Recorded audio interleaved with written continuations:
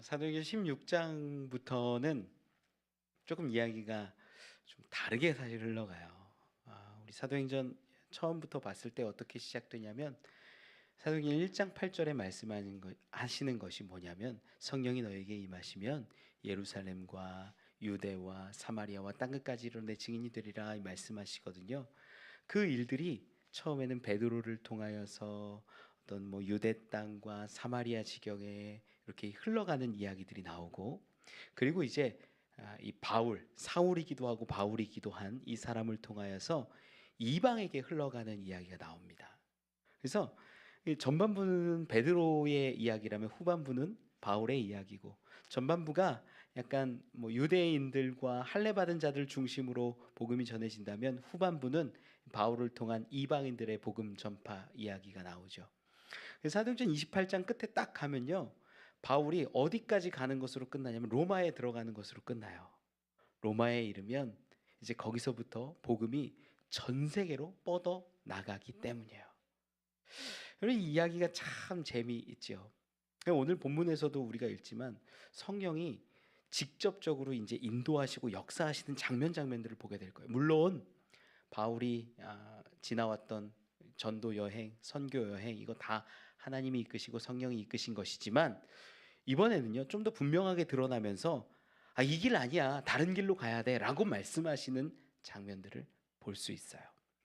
먼저 오늘 본문을 읽기에 앞서 우리가 사도행전 16장 1절로 5절까지 어떤 내용들을 봤냐면은 거기에 바나바와 바울이 이제 이렇게 헤어진 다음에 각기 복음을 전하는 길을 걸어갑니다. 이 바울과 실라 이 두 사람이 쭉 더베와 루스드라에 이르러서 거기에서 한 청년을 만났죠. 디모데라는 청년입니다. 디모데는요, 어머니는 유대인인데 아버지는 헬라인은 반쪽짜리 유대인이에요. 근데 그의 삶을 가만히 보면 어떻게 해서 루스드라까지 왔을까? 회당 없는 곳에. 그리고 그를 보면 어머니가 율법으로 유대교적 종교로 기른 것 같지도 않아요. 할례를 안 받았거든요. 원래 철저하게 하려면 할례도 날지 8일 만에 하고 회당 있는 곳에서 살고 회당이 없으면 회당을 세우고 이게 이제 일반적인 건데, 반쪽짜리 신앙, 반쪽짜리 유대인 가정이 디모데 가정이었어요. 근데 1차 전도 여행을 하면서 바울이 예수를 전했을 때 그 복음이 할머니와 어머니 이 마음을 바꾸어내고 그 가정을 바꾸어내요. 결국 이 디모데는요, 선교사, 지금으로 따지면 선교사의 역할을 감당할 수 있을 만큼 믿음이 성장해서 사람들에게 칭찬받고 바울을 따라서 복음을 전하러 가는 거죠. 복음 전하러 갈 때 바울이 그토록 싸웠던 할례주의자들하고 싸웠던 그 할례를 행해요. 왜 할례 행할까? 할례는 중요한 게 아니기 때문입니다. 할례 받아야 구원받을까요? 아니에요. 그래서 싸웠는데 이제 할례가 필요한 것은 유대인들을 구원할 때는 할례 받는 것이 훨씬 낫다라는 어떤 판단이 바울 가운데 있었던 겁니다. 한 사람이라도 구원하기 위해서 디모데에게 할례를 행하고 그 디모데를 데리고 선교 여행을 가죠. 여기서도 아주 중요한 걸 알 수 있는데요, 디모데에게 할례를 행하면 이제 앞으로 복음을 전하는 그 자리가 어떤 자리일 가능성이 많냐면 할례인들을 만나는 자리일 가능성이 커지는 거예요. 그래서 돌아다니는 자리가 어디냐? 오늘 본문에 나오죠. 본문을 읽어가면서 좀 살펴볼까요? 우리 6절 같이 한번 읽어봅시다. 6절만 시작. 성령이 아시아에서 말씀을 전하지 못하게 하시거늘 그들이 부르기아와 갈라디아 땅으로 다녀가. 아멘. 성령이요, 갑자기 아시아에서 말씀을 전하지 못하게 하시는 거예요. 이 아시아 지역이 지금 우리 아시아가 아니라 그 당시로 말하면 그 터키 지역이에요. 터키 지역. 터키 지역에 굉장히 많은 도시들, 지역들이 있는데 이 바울도 이쪽 지역 사람이거든요. 길리기아 사람이거든요. 그런데 이 지역 가운데 복음을 전하기를 원합니다. 이 아시아 지역에는요, 유대인들이 굉장히 많이 분포하고 있어요. 그래서 가는 지역마다 회당을 보기도 하고 회당에서 복음을 전하는 일이 수월했지요. 그래서 디모데에게 할례를 준 다음에 디모데 끌고 같이 사역지로 아시아로 도는 거예요. 그런데 갑자기 성령이 못하시게 하는 거예요. 아니, 어떻게 못하시게 했는지는 알 수 없어요. 어떤 바울과 이 실라와 디모데를 쫓아오는 어떤 사람이 있었을 수도 있고, 유대인들의 어떤 반발이 있었을 수도 있고, 기후가 안 좋아서, 날씨가 안 좋아서 그랬을 수도 있고, 다양한, 몰라요 어떤 건지. 그런데 어쨌든 성령께서 말씀을 못 전하게 하시는 거예요.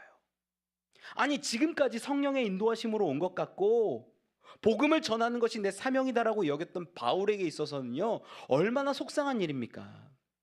전도하러 나가는데 전도를 못하게 해보세요. 갑자기 우레가 치고 천둥이 치고 날씨가 추워지고 막 코로나가 임하고 이런 일들이 만약에 생겼다고 쳐보세요. 하나님 어떡해요? 하고 싶은데 왜 막으십니까? 이런 마음들이 들지요. 성령께서 말씀을 전하지 못하게 하시니까 그들이 어떻게 하냐면 그 아시아 지역을 뱅뱅 도는 거예요. 그래서 부르기아와 갈라디아 땅으로 다니는 거죠. 무시아 앞에 이르러서는요, 7절에 기록하는데 7절과 8절 읽어봅시다. 시작. 무시아 앞에 이르러 비두니아로 가고자 애쓰되 예수의 영이 허락하지 아니하시는지라.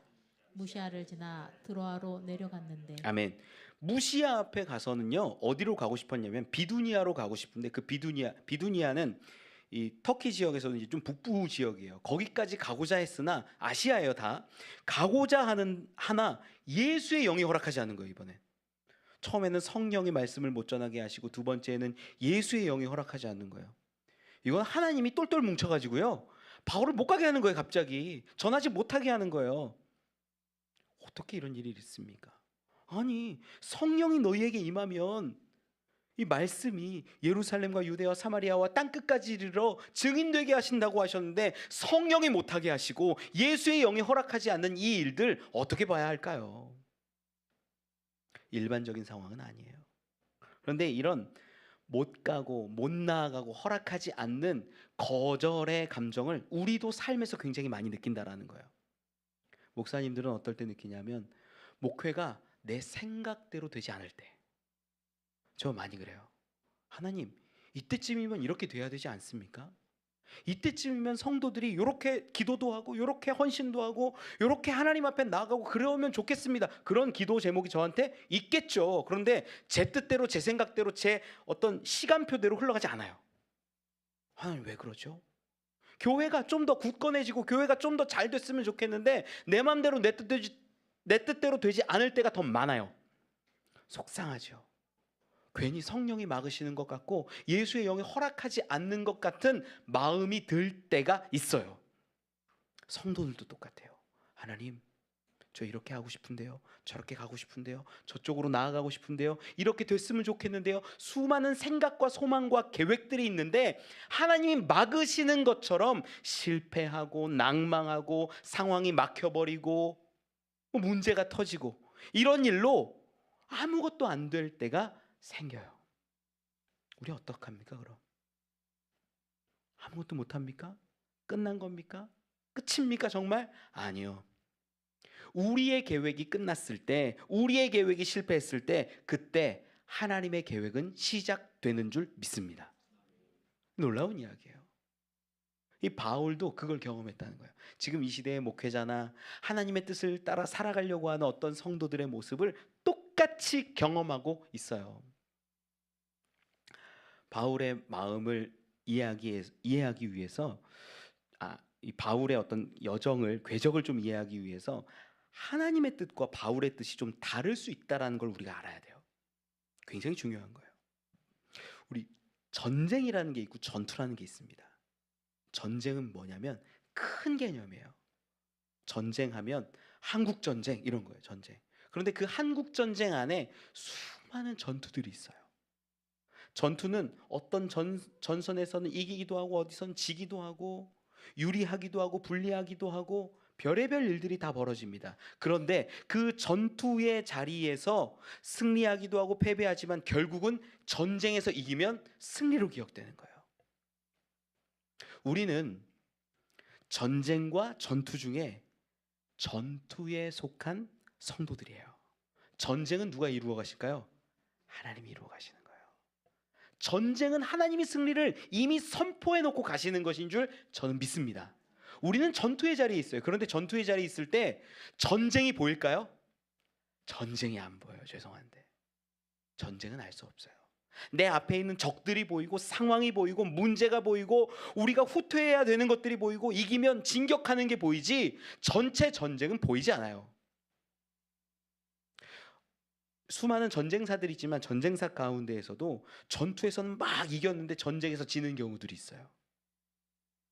그리고 패배하고 후퇴하는 것 같은데 갑자기 전쟁에서 승리하는 일들도 있어요. 엄청 많습니다. 그런 것. 왜 그럴까? 이게 크게 보느냐 작게 보느냐의 차이라는 거죠. 바울은 어디 있을까요? 전투의 영역에 속해서 하나님의 뜻을 따라 하나님의 일을 이루어가는 자가 바울이었어요. 우리도 똑같아요. 여호수아서 성경을 쭉 읽다 보면은 전쟁 이야기가 참 많이 나오는데 전쟁 이야기에 그런 게 있어요. 아이성 전투할 때 이야기인데 아이성 전투할 때 어떻게 하냐면요. 이스라엘 백성이 앞에 나와가지고 막 이렇게 도발을 합니다. 그럼 아이성 사람들이 나와가지고 전쟁을 딱 해요. 그 앞에서 전투를 해요.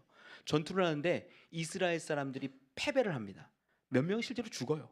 그리고 나서 막 쫓겨옵니다. 그러면 아이성 사람들이 야 우리가 전멸하자 싹 나와서 할 때 뒤로 후퇴 하다가 매복해 있던 사람들이 갑자기 둘러싸서 그 모든 전력들을 괴멸시켜 버리는 일들이 있어요. 이런 일들이 굉장히 옛날 전쟁사에서는 굉장히 많이 나와요. 재밌죠. 그럼 그때를 한번 떠올려 보세요. 이 전투에서 이기기 위해서 매복해 있는 사람들이 있다고 칩시다. 내가 막 싸웠어요. 싸우다가 다치는 사람도 있고 죽는 사람도 생깁니다. 실제로. 그런데 누가 내가 아는 사람이 여기서 다쳤다고 해서 죽었다고 해서 매복해 있는 사람들이 일어나서 안 되겠다 내가 가서 싸워야겠다 싸우면 승리를 할 수 있을까 없을까요? 없는 거예요. 기다리는 거죠. 뭘 위해서? 큰 전투 위해서. 더 크게 보면 전쟁 위해서 기다리고 여러분 내 뜻대로 가는 것이 아니라 하나님이 지휘관이 명령하시고 알게 해주시고 끌어가시는 대로 갈 때 그 모든 전쟁의 승리자가 우리가 되는 거예요. 여러분 이걸 좀 알고 오늘 본문 말씀을 봐야 이해가 가요. 바울은 뜨거움이 있었어요. 열정이 있었어요. 복음을 전해야겠다. 오직 예수가 그리스도다라는 그 마음 하나로 어디든 가고자 했는데 하나님이 갑자기 막으시는 거예요. 여러분 성령이 막고요. 예수님이 막고요. 완전히 다 막힌 거예요. 그때 할 수 있는 게 뭘까요?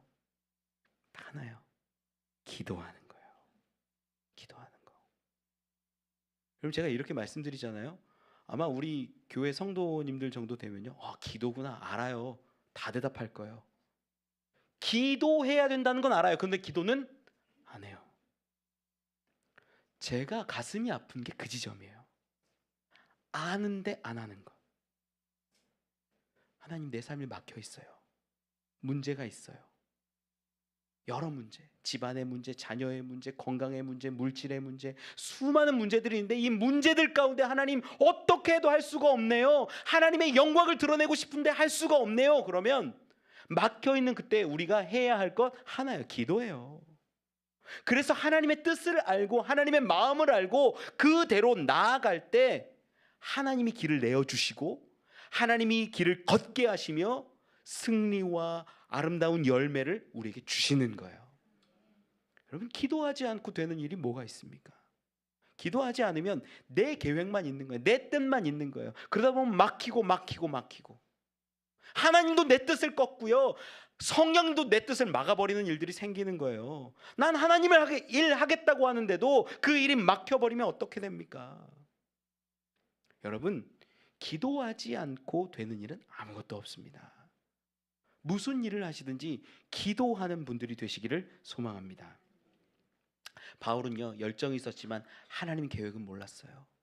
그래서 기도하기 시작합니다. 기도할 그때 하나님이 응답하시는 장면이 9절 가운데 나와요. 우리 9절 말씀 한번 읽어봅시다. 시작.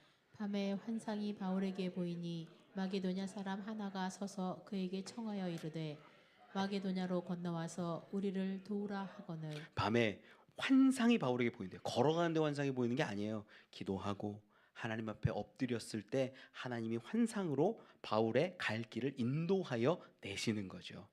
그런데 이 부분 가운데 보면 우리 한글 성경으로 보면 어떤 마게도냐 사람 하나가 딱 나온 다음에 그가 하는 것이 뭐냐면 청해요. 청해서 마게도냐로 건너와서 우리를 도우라 이렇게 요청하고 요구하고 부탁하는 것처럼 보여요. 그런데 이 부분이 청하다라는 표현이 파라칼레오라는 단어를 쓰는데 그게 어떤 거냐면 빌다예요. 빌다. 간청하는 거예요.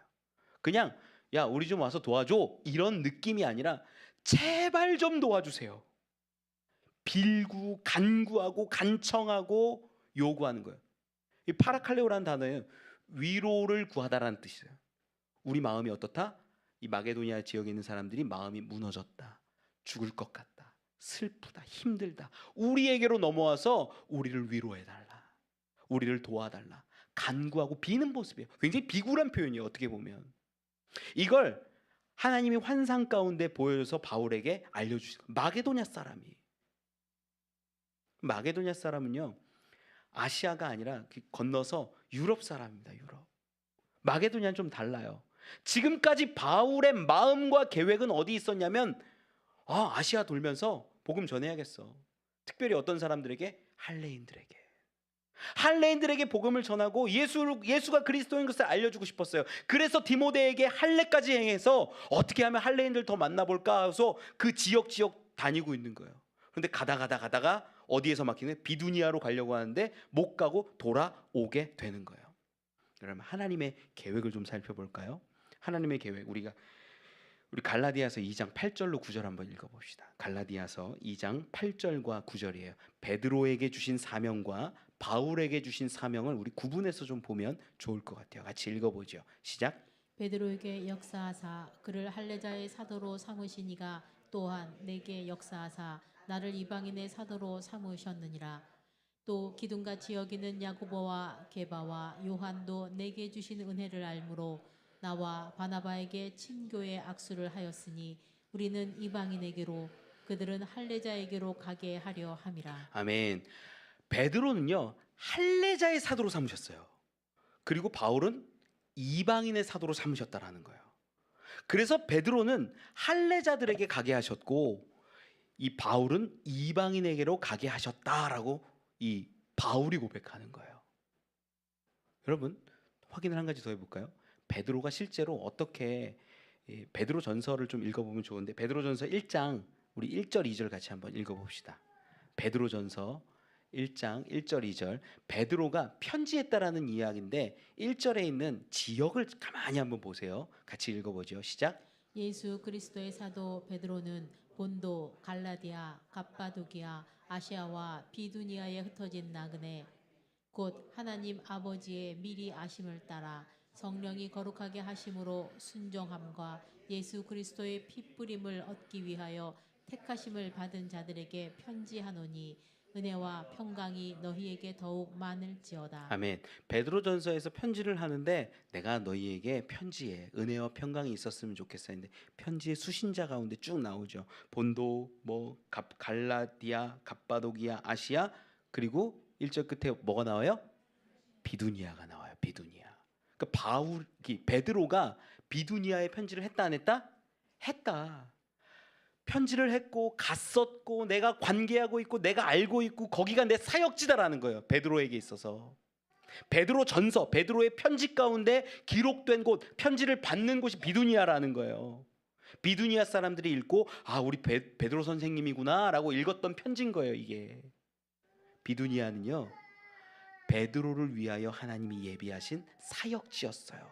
그리고 오늘 본문 가운데 이제 7절 보면 이렇게 기록을 하죠. 7절에 무시아 앞에 이르러 비두니아로 가고자 애쓰되 예수의 영이 허락하지 아니하시는지라. 아멘. 왜? 비두니아를 왜 못 가게 하셨을까요? 거기는 베드로에게 주신 지역이기 때문이에요. 할례자에게 주신 지역이기 때문이에요. 바울에게 있어서는 하나님의 계획과 뜻은 뭐였냐면 너 거기 아니야. 거긴 내가 베드로에게 줄 거고 베드로가 복음 전하게 할 거고 베드로가 베드로의 고난을 당하게 할 거고 베드로의 사역을 감당할 거야. 너는 마게도냐로 건너가서 이방인의 사도가 되어서 이방인에게 복음을 전하는 일을 감당해야 돼. 이게 뭐냐? 하나님의 계획이었어요. 아까 말씀드린 전투 이야기 한번 떠올려 보세요. 매복해 있는 조와 앞에서 유인하는 조가 각각 자기 역할을 잘 감당해야 전체 전투에서 승리할 수 있는 거잖아요. 우리는 그런데 대부분 어떻게 하냐면 하나님 내가 열심으로 가겠습니다. 내가 열심히 살겠습니다. 내가 돈도 많이 벌고 일도 많이 하고 내가 이런 일들을 감당하겠습니다 라고 살아가는데 하나님의 뜻은 묻지 않고 하나님의 계획과는 전혀 상관없이 사는 사람이 너무 많아요. 여러분 그리스도인은 그게 아닙니다. 내가 그리스도인 됐다고 내 맘대로 하나님 일 한다고 하나님의 나라가 이루어지는 게 아니에요. 하나님의 계획과 뜻을 안 상태에서 하나님이 말씀하시면 그때 순종하는 그 자가 가장 거룩하고 복된 자입니다. 싸워야 하지 않을 때는 싸우지 않는 거예요. 복음을 위해 싸워야 되는 게 맞지만 기다려야 할 땐 기다리는 게 맞는 거예요. 여기서 내가 복음을 전하는 것도 옳지만 여기가 아니라 저기 가서 전해야 된다라고 말씀하시면 저기로 넘어가는 게 맞는 거예요. 근데 우리는 어떻게 하냐면 내 마음과 내 뜻대로 마음대로 그렇게 살아가는 사람들이 참 많아요. 여러분 요나 이야기 알지만 하나님이 요나에게 말씀하세요. 니느웨로 가라. 니느웨 가서 저 큰 성읍 니느웨에 회개하게 해라. 근데 요나는 어떻게 하는 거예요? 다시스로 가요. 그러니까 하나님이 막으세요. 물고기로 막으세요. 거기에서 깨지고 니느웨로 가죠. 여러분 하나님은요 우리를 통해 일하시지만 당신의 계획을 이루시는 줄 저는 믿습니다.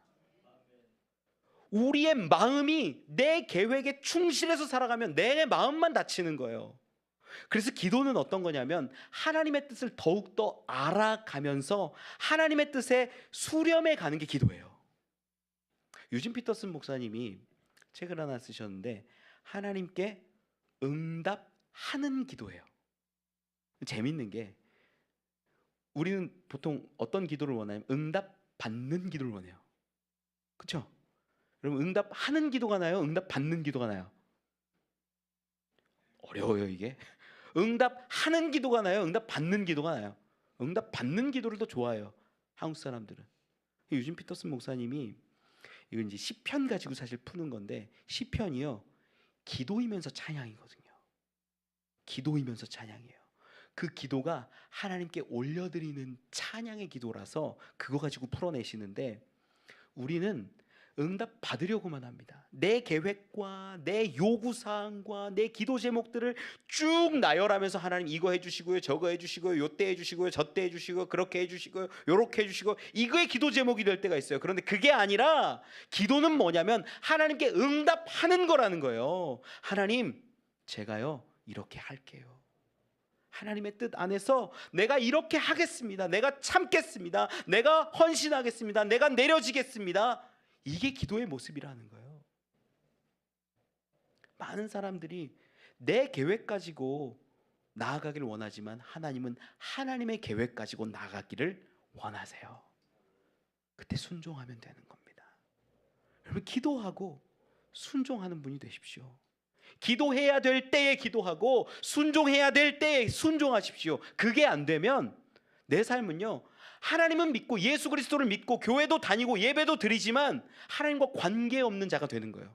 내가 믿고 싶은 대로 믿거든요. 내가 하고 싶은 대로 하거든요. 그게 아니라 하나님의 뜻을 받고 하나님의 말씀대로 살아가는 훈련이 안 되면 결코 성숙한 그리스도인이라 될 수 없습니다. 바울도 그걸 경험하고 있는 거예요. 하나님 디모데 할례 했습니다. 할례자들에게 갈게요. 아시아 돌겠습니다. 근데 하나님 막으세요. 하나님 못 가게 하세요. 허락하지 않으세요. 그리고 원하시는 길은 어디냐? 마게도냐였다라는 겁니다. 여러분 바울이 잘못된 게 아니에요. 바울이 몰랐던 거예요. 바울이 문제 있었던 게 아니에요. 바울이 하나님 앞에 하나님께 묻지 않았기 때문이라는 거예요. 그런데 하나님이 기도하는 가운데 환상을 보여주시고 마게도냐로 가게 하셔서 이제 그 일들이 열려지는 거죠. 자 말씀 돌아와서 봅시다. 우리 10절 말씀 읽어봅시다. 10절 같이 읽어보죠. 시작. 바울이 그 환상을 보았을 때 우리가 곧 마게도냐로 떠나기를 힘쓰니 이는 하나님이 저 사람들에게 복음을 전하라고 우리를 부르신 줄로 인정함이로라. 아멘. 바울이 그 환상을 보았을 때 그때 우리도 마게도냐 떠나기를 힘쓴다는 거예요. 마게도냐 가기를 힘쓰는 거예요. 우리가 누굴까요? 이 사역팀이죠. 바울과 실라 그리고 디모데가 함께하고 있는 이 사역팀이 같이 가는 거예요. 여러분, 한 사람이 꿈을 꾸고 환상을 보고 하나님의 비전을 보았는데 그 공동체가 함께 힘쓰기 시작합니다. 여러분, 굉장히 중요해요. 교회도 그렇고 가정도 그렇고 한 사람이 비전을 딱 갖게 되면 그 비전이 놀랍게 퍼져나갑니다. 그리고 그 비전을 공유하여 하나님의 나라가 이루어지는 거예요. 같이 고민하고 같이 힘쓰고 이 가운데 하나님이 우리 마게도냐로 이끄시는구나 라고 인정하고 알았다라고 하는 거예요. 여러분, 얼마나 중요합니까? 우리 함께하는 교회 가운데 새로운 사역을 시작합니다. 이 깨알 놀이터라는 사역을 시작하는데 이 지역 가운데 아이들에게 라면도 공짜로 주고 과자도 공짜로 주고 음료도 공짜로 주는 거예요. 아니, 공짜로 주면 어떻게 감당하시려고. 한 번 오면 10달란트씩 줘요.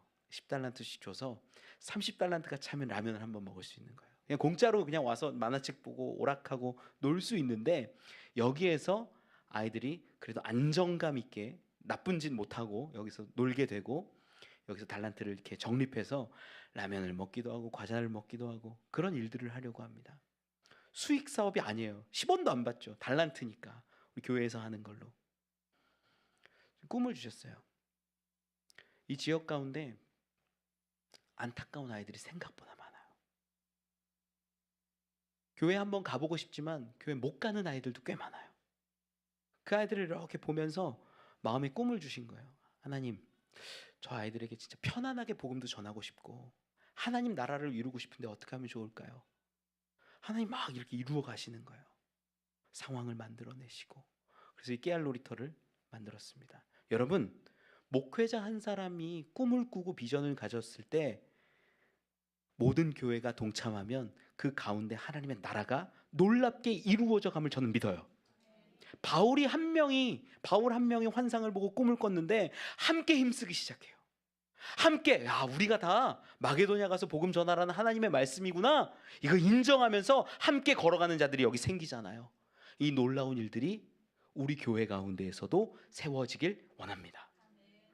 말씀 보면 참 재미난 게 10절에 하나 또 등장을 해요. 10절에 보면 바울이 환상을 봤을 때 마게도냐로 힘쓰기를 원하는 사람이 누구라고 기록을 하냐면 우리라고 기록을 해요. 우리. 그렇죠? 10절에 바울이 그 환상을 보았을 때 우리가 곧 마게도냐로 떠나기를 힘쓰니 이는 하나님이 저 사람들에게 복음을 전하라고 우리를 부르신 줄로 인정함이러라. 우리가 바울 선생님 환상 보셨습니까? 우리 같이 기도합시다. 마게도냐로 갑시다. 부르짖으면서 기도하고 노력하는 모습들이 있었다는 거예요. 근데 우리예요.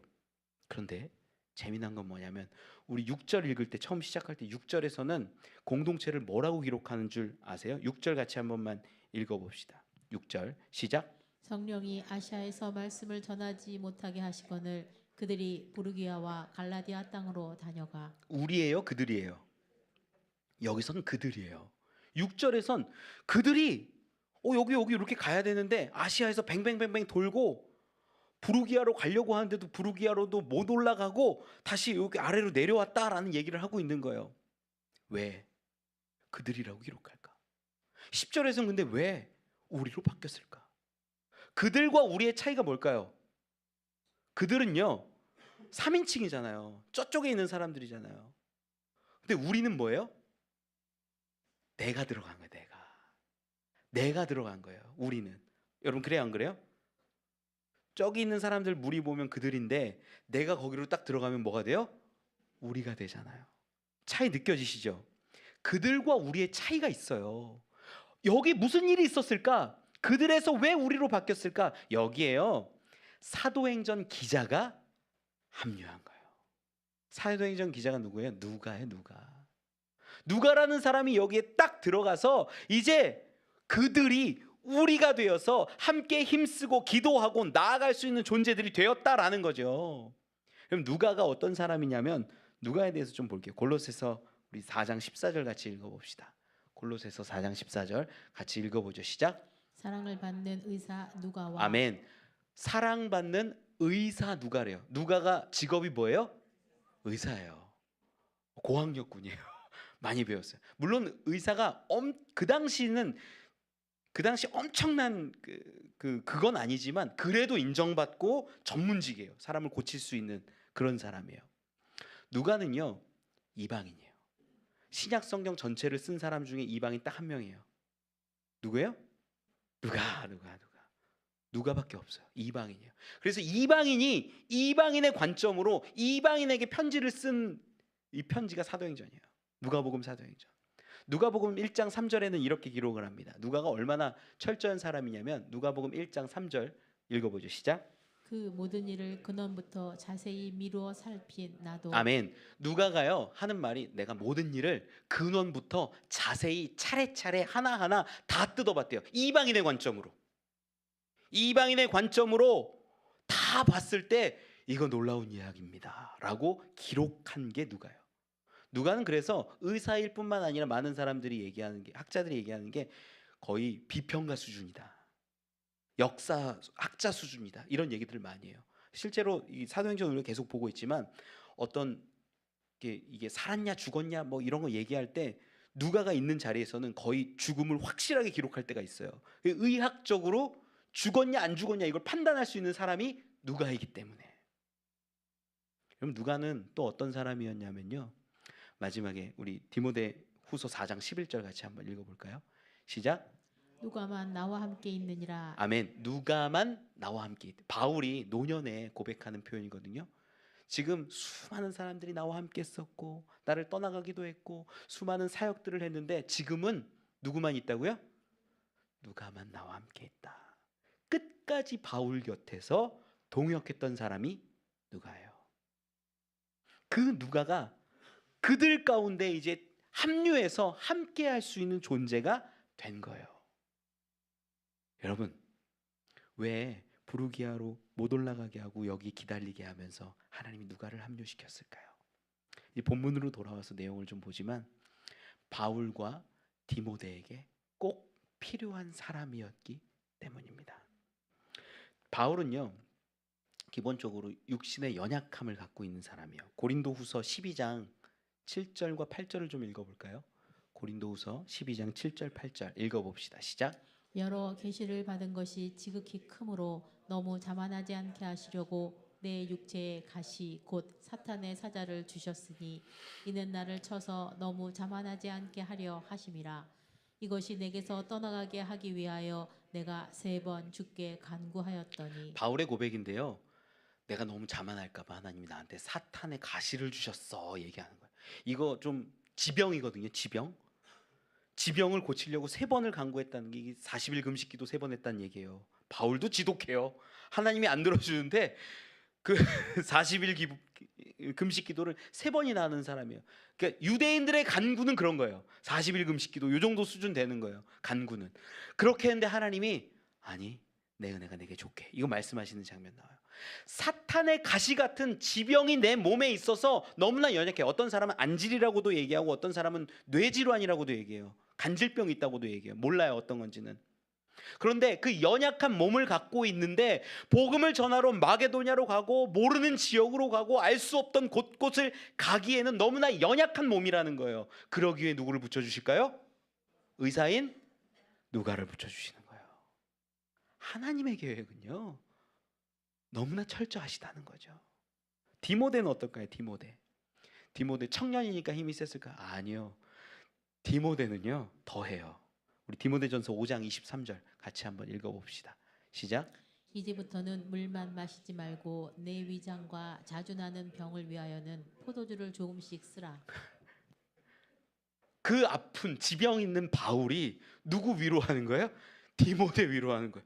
야, 너 위장도 안 좋은데 물만 마시지 말고 너 그렇게 순결하게 하겠다고 물만 마시지 말고 포도주도 먹어. 약이거든요. 약으로 쓰기 때문에 그 포도주를 먹으라고 하는 거예요. 너 포도주 먹어도 괜찮으니까 먹어. 어떤 분들은 요 말씀 꼭 읽고 나가면 집에 가서 이렇게 제가 요로결석이 있어서 맥주를 먹습니다. 뭐 그런 얘기를 막 많이 하시더라고요. 낫겠다고 하는데 제가 못 먹게 하겠습니까? 이 연약한 바울이 디모데를 생각하는 거예요. 디모데도 약했다 강했다? 약했다. 그 바울과 디모데가 이제 마게도라로 건너가서 복음을 전하고 하나님의 일을 하는데, 지금 바울은 돌도 맞았었잖아요. 루스드라에서. 얼마나 힘들어요. 어려워요. 그 아픈 몸을 돌봐줄 수 있는 누가를 붙여주시는 거예요. 여러분, 하나님의 계획은요, 하나님의 은혜는요, 정말 너무나 철저하게 딱딱 들어맞는 사역임을 저는 믿게 돼요. 여러분, 이 바울과 실라, 디모데가 걸어가는데 놀라운 은혜를 두 가지 주시는 게 뭐냐? 하나는 누가라는 사람을 붙여주시는 것이고, 하나님은 확신을 주셔서 마게도냐로 넘어가게 하시는 환상을 주시는 거예요. 그럼 저는 소망합니다. 우리가 하나님의 뜻을 가지고 비전을 가지고 함께 걸어갈 때, 우리 선교팀이거든요. 우리도 함께하는 교회 선교팀이거든요. 걸어갈 때 누가와 같은 자들도 우리 가운데 붙어지고, 환상도 허락하시고, 우리 가운데 기적들이 막 일어나서 하나님이 살아계시는구나, 역사하시는구나, 이런 증언들을 함께하고 함께 걸어가는 일들이 이루어지기를 소망합니다. 이 일이 바울에게 있었다라는 거예요. 말씀을 맺겠습니다. 우리가 시편 23편을 잘 압니다. 여호와는 나의 목자시니 내가 부족함이 없으리로다 고백하는 그 시편의 노래 알지요? 시편 그 기자가 이야기할 때 여호와가 내 목자시면 어려움도 없고 실패도 없고 문제도 없고 아픔이 없어야 되지 않습니까? 그런데 계속 읽어보면 골짜기로도 가고 해 가운데로 가고 그늘 가운데로 어두움 가운데로도 갑니다. 그러나 주의 지팡이와 막대기가 안위하시고 보호하시고 이끄시면 그 길이 마지막엔 온전한 자리가 되더라라는 것을 노래하는 거죠. 바울도 어쩌면 목회의 자리에서는 작은 실패를 경험한 것, 작은 거절을 경험한 것일 수 있습니다. 성령이 말씀을 못 전하게 하고 예수의 영이 못 나아가게 해서 실패감과 절망감이 들었을 수도 있습니다. 그러나 그는 기도할 때 하나님이 환상을 주셔서 공동체가 하나가 되는 놀라운 기적을 주셨고, 그 사이에 누가를 붙여주셔서 그들의 약한 몸을 돌보게 하시고 비전을 함께 꾸는 자로 세워주십니다. 마게도냐로 넘어갔을 때 그는 처음으로 옥감장수 루디아를 만나요. 그 루디아가요, 바울의 여정 끝까지 물질적 재정을 헌신해 주는 자로 세워지거든요. 그렇게 하나하나 하나님께서 돕는 자를, 상황을 만들어 주시고 비전을 주셔서 이 사역팀이 끝까지 나아가게 하시더라. 우리 교회도 마찬가지고 우리의 가정도 마찬가지임을 저는 믿습니다. 여러분, 그걸 위해서 기도하셔야 돼요. 기도하지 않으면 하나님의 뜻을 알 수 없고, 부르짖지 않으면 하나님의 환상을 볼 수 없습니다. 기도하고 부르짖고 나아가는 자들 가운데 하나님이 알게 하시고 보게 하시고 이끌어 주셔서 우리의 길이 열리게 됨을 믿습니다. 그러한 소망으로 나아가고 하나님 우리 가운데 예비하신 그 누가와 같은 자, 환상, 루디아 같은 자들 만나게 해주셔 끝까지 나아가게 하여 주시옵소서. 그렇게 소망하는 우리 되길 간절히 축원합니다. 우리 찬양하고 함께 기도하죠. 주 안에 있는 나에게